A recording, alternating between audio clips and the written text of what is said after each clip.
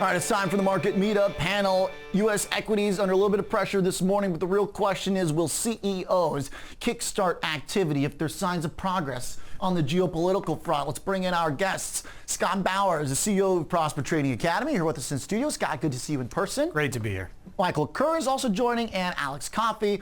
Michael joining from the institutional desk at TD Ameritrade. Alex is a co-host of Fast Market. So this Goldman report this morning basically says if you've got high hopes for big cash outlays and CapEx next year, basically just get rid of them. Yeah.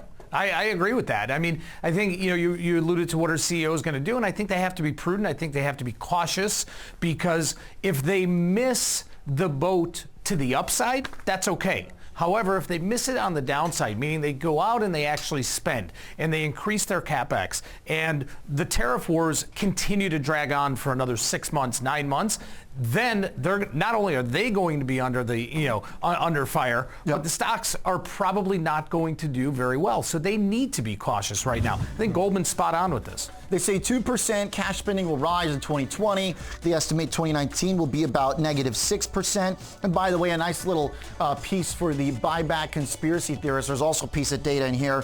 27% of 2019 cash use went to CapEx, 14% R&D, 13% M&A, 27% buybacks, and 19% dividends. So contrary to popular opinion, it's not all buybacks, though there was still a pretty solid chunk of it. Michael McKerr, what'd you take away from this report? So the most important thing that I saw was that 67%, or 2/3 of U.S. CFOs, believe that the United States is going to be in a recession by the end of next year. That's substantial. So right now, the majority mindset is that we're headed towards a recession, whether or not we get a trade deal resolution, we get Brexit clarity or not. So that's why I think the estimates that maybe we're going to get a 2% bump in cash spending might not be as accurate as suggested. So similar to what Scott said, I think that the CEOs are likely to spend less cash next year just because the majority of them think that we're headed towards darker economic times. Right now, the market's coming off a little bit. You've got a lot of negative news coming out. You got a lot of negative data we saw overnight. The weakest Chinese growth in over 30 years of modern records. So it's concerning, and we're headed to the weekend where we got a historic Brexit vote. Yeah. Alex, this is the big question, right? And so far from CEOs, we've only had 40, so let's maybe wait until we get more updates on earnings to see how guidance looks for next year. Yeah, I think the big question here is, even if you get the deal, is that enough to really get all those CEOs and companies that have held back and have been holding back for the last year or so, or since this trade war started? Is that enough to get them to go out there and spend? And then say if they do, is that enough to undo the damage of this last year or so that hasn't really spilled out into the economy yet from this holding back period? The other question on this is, there's still political uncertainty too. Right now, I know we don't talk a lot of politics, but both sides of the aisle, there's a lot of polarity there where there's a lot of unknowns depending on which way it goes. And so I think that's also one of the notes that they had in that Goldman note as well, in terms of uncertainty on that front too. Yeah, they did say next year, because of that, things aren't going to really improve around an election season. The hopes aren't exactly the highest for expectations. But Scott, on the flip side, they point out that all of the surveys of CEOs, it's like super, bearish and worrisome and hesitant already. So it's kind of also like, well, how bad could it really get from here? So you look at sentiment, and typically sentiment there's an inverse relationship to sentiment and how the market moves, right? When sentiment is really bad, we typically see that the bottom has been set in, and we see a market rally. However, you're looking at CEOs now. You're not looking at mainstream America, and so I think you have to pay a little bit more credence to that.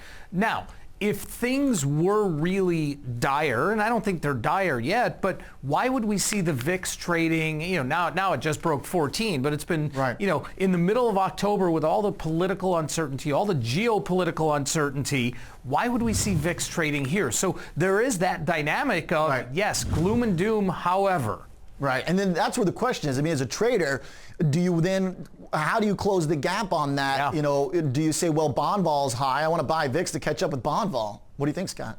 I think you have to buy VIX, or if you don't want to buy VIX, I think you just need to buy cheap protection, because people that have been in the market, ridden this rally right now, volatility is too cheap, premium levels are too cheap not to protect it. Alex?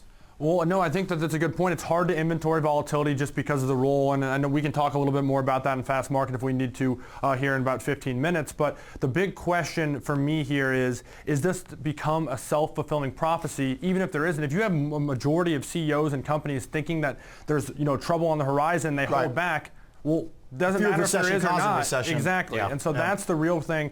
If the majority of people are on one side, regardless of what happens. Yeah, Michael McKerr. So I pointed out earlier this week that the S&P 500's implied volatility, looking at the IV rank study on Thinkorswim, had gotten down to about 7.5%. So only 7.5% of the time the S&P 500 volatility had been lower than that. So it was, for all sakes and purposes, a good time to start looking at long protection strategies. There's a lot of negative things that are coming out. You look at, from a sentiment perspective, looking at short interest as a percent of shares outstanding on the SPY, it's at a level around 2.5% that has coincided with typical market drops in the next couple weeks. Right. So it's pretty that's low. what I'm looking at right now, especially ahead of this Brexit weekend. I've got a great chart that highlights how high the volatility is on British pound options going into this vote. It's expecting a 378 pip move over the next 3 weeks, which means just about 3%. So break-even levels on the British pound here, it's almost up at 133 or down to 125. So the market is expecting a huge move,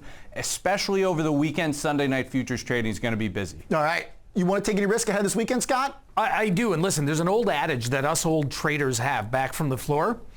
Buy protection when you can, not when you have to. All right, there it is, Scott Bauer. You on Fast Market? We got Alex Coffey up next. We got Michael McKerr as well. Scott Bauer, CEO of Prosper Trading Academy. Fast Market is up next.